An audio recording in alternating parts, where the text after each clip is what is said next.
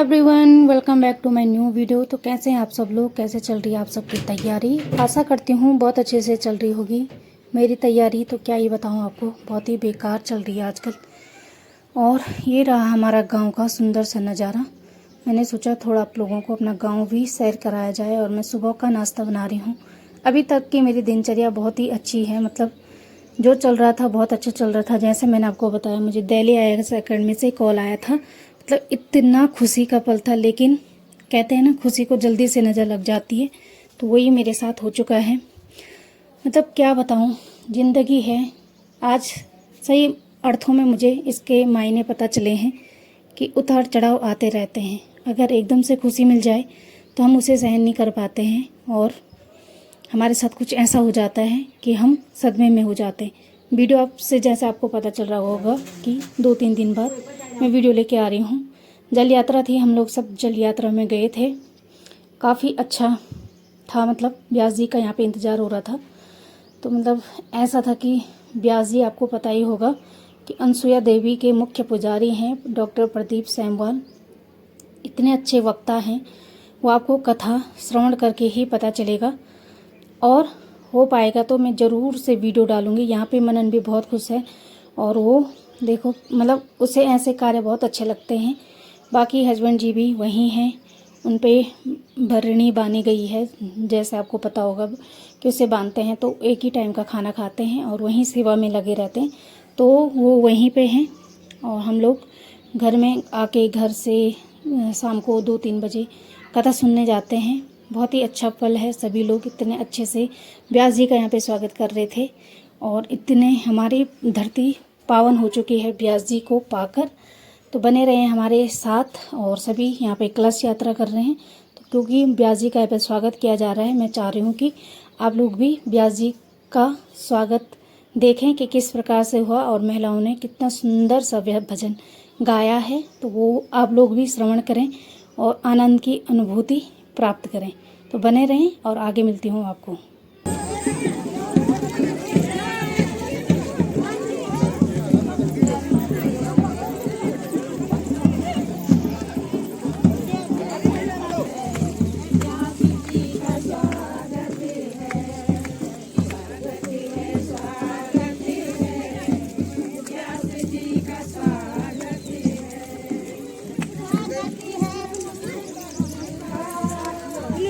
मैं वीडियो बनाऊंगी।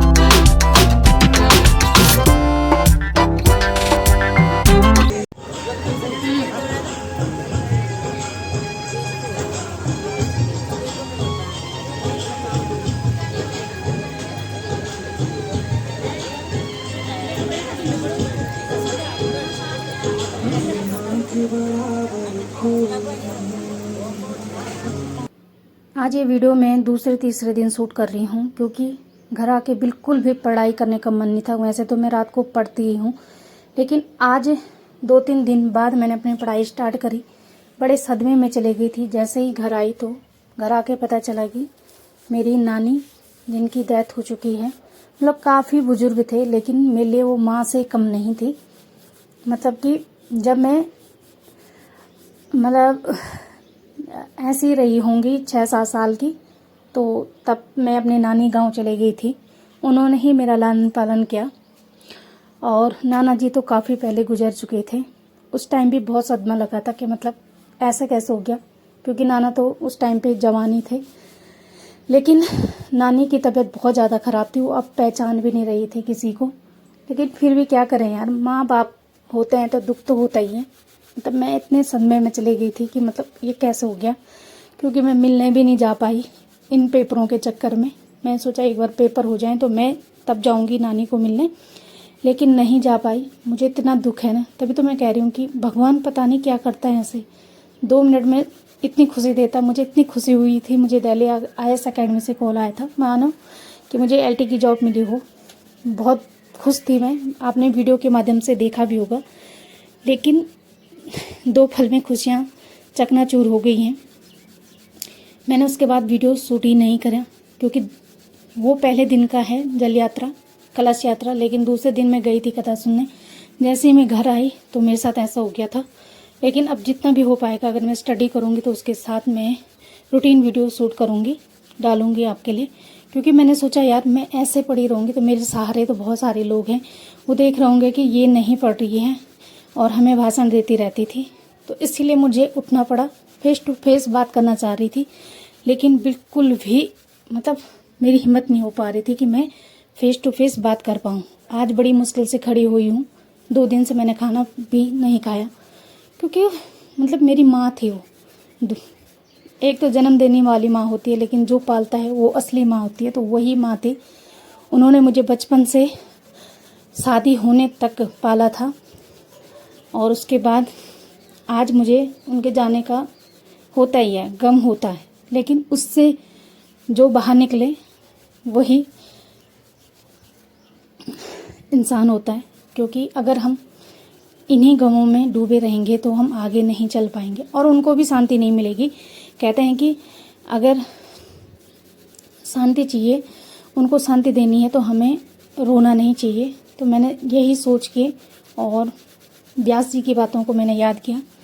उन्होंने जब बताया कि नारद मुनि जब संन्यास लेना चाहते थे तो उन्हें ऋषि मुनियों ने मना कर दिया था कि अभी तुम्हें मातृ धर्म निभाना है। लेकिन जिस दिन उनकी माता की डेथ होती है, वो खुश भी होते हैं और दुखी भी होते हैं। दुख इसलिए होता है कि माँ चले गई है, लेकिन खुशी इसी बात की होती है कि उन्हें अब वैराग्य धारण करने के लिए कोई बाध्य नहीं करेगा। तो मैं भी यही सोच रही हूँ कि उनकी उम्र हो चुकी थी, अब मुझे इतना शोक में नहीं रहना चाहिए और अपनी पढ़ाई कंटिन्यू करनी चाहिए। हो सकता है आपको आवाज़ बहुत कम आ रही होगी, लेकिन मैं इतना ही बोल पा रही हूँ। और मैंने जितना भी हो पाया, मैंने पहले जो पढ़ा था वो छूट चुका था गांव आके, और मैंने पहले ऐप से वीडियो करी, क्योंकि बहुत सारी वीडियो थी वो मेरी छूट चुकी थी। और उसके बाद मैंने बड़ी मुश्किल से आज हिंदी भी निकाली, और बाकी मैं कुछ किताब लेके नहीं आई हूँ। और जब दिमाग, कहते हैं ना, पढ़ने के लिए स्वस्थ शरीर और स्वस्थ मानसिक स्वास्थ्य चाहिए अपना, तो मैंने क्या किया, एक बार पहले लिख दिया था, एक बार ये फिर से दोबारा पीछे पेज में लिख दिया था। तो ऐसे ही चलता रहता है। तो आप लोग भी अपनी परेशानियों को इतना बड़ा ना बनाओ कि आप कुछ आगे कर ना पाओ। मैं यही राय आपको देना चाहती हूँ, क्योंकि परेशानियाँ लेके चलोगे तो कभी सफल नहीं होंगे, ऐसा मान के चलो। तो अपनी तैयारी करते रहो, जो भी परेशानी है आपको उनको दूर कीजिए। और एक ये सामने जो तस्वीर दिख रही है मेरी नाना नानी की है, जो ऊपर आपको दिख रही होगी, बहुत मिस करती हूँ उनको। और उनके आशीर्वाद से एक दिन LT की जॉब ज़रूर मिलेगी।